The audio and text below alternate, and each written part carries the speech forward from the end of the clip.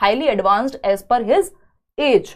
एक बच्चा है रवि जो 3 साल में पढ़ने लग गया था, तो माँ बाप ने देखा इसका तो पढ़ने के प्रति जो है रुझान काफी है ना, तो उन्होंने बहुत सारी किताबें उसको लाके दी, वैसा एनवायरमेंट उसके लिए क्रिएट किया कि जिस तरफ इंटरेस्ट है। किसी बच्चे को देखा कि भाई मान लीजिए विराट कोहली को देखा होगा या सचिन तेंदुलकर को देखा उनके ब्रदर ने कि भाई, या जिन्होंने भी, कि इनका जो रुझान है वो खेलने कूदने में ज्यादा है, तो उस तरफ उनको उस अकेडमी में ले गए, यानी जो आपके अंदर एबिलिटी है उसके जैसा एनवायरमेंट भी दे दिया, ठीक है ना। तो अब इससे क्या हुआ, बच्चा जो रवि है वो अपनी एज के बच्चों से कहीं आगे निकल गया पढ़ने में, क्यों? क्योंकि उसका इंटरेस्ट था और एनवायरमेंट भी वैसा ही मिल गया, ठीक है ना।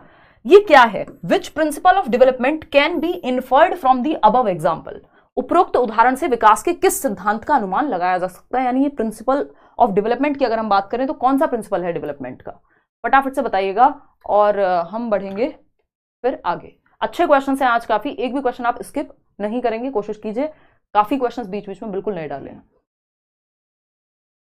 Second day ma'am please second day के लिए टॉपिक पहले ही क्लास एंड होने पर बता दीजिए, I am new learner, topic prepare कर लेंगे पहले से, ठीक है निशु, आज से हम ये काम कर लेंगे, मैं आपको एडवांस में बता दूंगी आज से ही, डोंट वरी, ठीक है जी। चलिए आते हैं,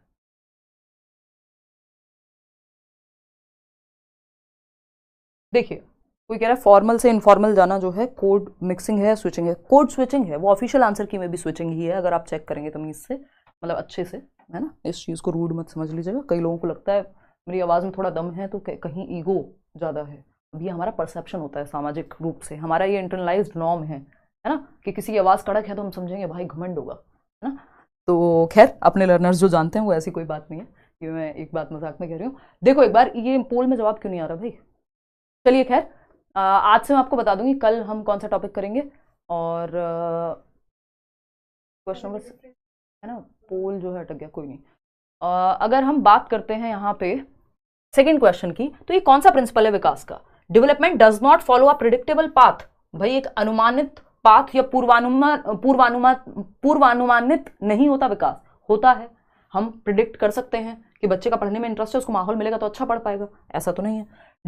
डेवलपमेंट इज प्रॉक्सिमो डिस्टल, यानी समीपस्थ है, समीपस्थ दूरस्थ विकास जिसको हम कहते हैं, नियर टू फार जाता है। यहाँ ऐसी तो कोई बात हुई नहीं है कि फिजिकल डेवलपमेंट की बात थोड़ी हो रही है, यहाँ तो बच्चे के कॉग्निटिव डेवलपमेंट की बात हो रही है, सेफेलोकॉर्डल, ये तो विकास की दोनों दिशाएं हैं, लेकिन यहाँ शारीरिक विकास की या गत्यात्मक मोटर डेवलपमेंट की या फिजिकल डेवलपमेंट की तो बात ही नहीं हुई, यहाँ बच्चे के कॉग्निटिव संज्ञान की बात हुई है। पढ़ना जो है, लैंग्वेज का जो विकास है वो कॉग्निटिव डेवलपमेंट, संज्ञान, मेंटल डेवलपमेंट से जुड़ा हुआ है, ठीक है ना, शरीर से थोड़ी। तो development is a result of interaction between heredity and environment, इसका मतलब बच्चे में एक हेरिडिटरी एबिलिटी थी या इनेट एबिलिटी थी, उसको एनवायरमेंट में हमने भरपूर मौका दिया, तो क्या हुआ, बच्चे का डेवलपमेंट अच्छे से हुआ। तो डेवलपमेंट किसका प्रोडक्ट है, आज हम शाम को पढ़ भी रहे थे ना बैच में, किसका प्रोडक्ट है, हेरिडिटी एंड एनवायरमेंट का। आपकी जेनेटिक्स, आपकी जेनेटिक मेकअप, कि आप में जेनेटिक एबिलिटी है, आप स्पोर्ट्स में अच्छा कर सकते हैं, आपको एनवायरमेंट या ट्रेनिंग अच्छी दिलवाई, तो मिलकर के जो है अच्छा डेवलपमेंट होगा। तो हेरिडिटी एंड एनवायरमेंट दोनों का ही रोल इसमें है। चलिए आगे बढ़ते हैं, क्वेश्चन नंबर 3 पर देखिएगा और जवाब दीजिएगा।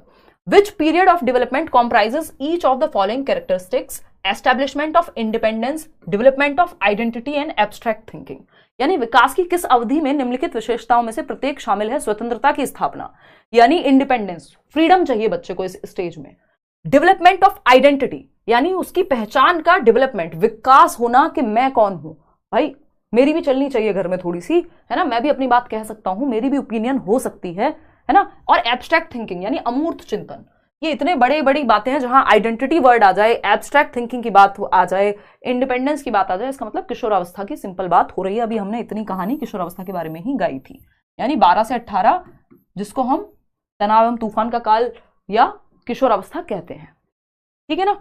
तो क्योंकि आइडेंटिटी क्राइसिस यहीं पे है, अभी हमने बात की थी। एब्स्ट्रैक्ट अमूर्त चिंतन, यानी जो चीज सामने नहीं है उसके बारे में भी सोच पाएगा, गहनता से सोच पाएगा, तभी तो इंटरनलाइज्ड नॉर्म को क्वेश्चन करेगा, मैं हूं कौन, आइडेंटिटी फॉर्मेशन, ये भी इसी स्टेज में होता है, ठीक है ना। एरिक एरिक्सन ने इसकी बात की थी।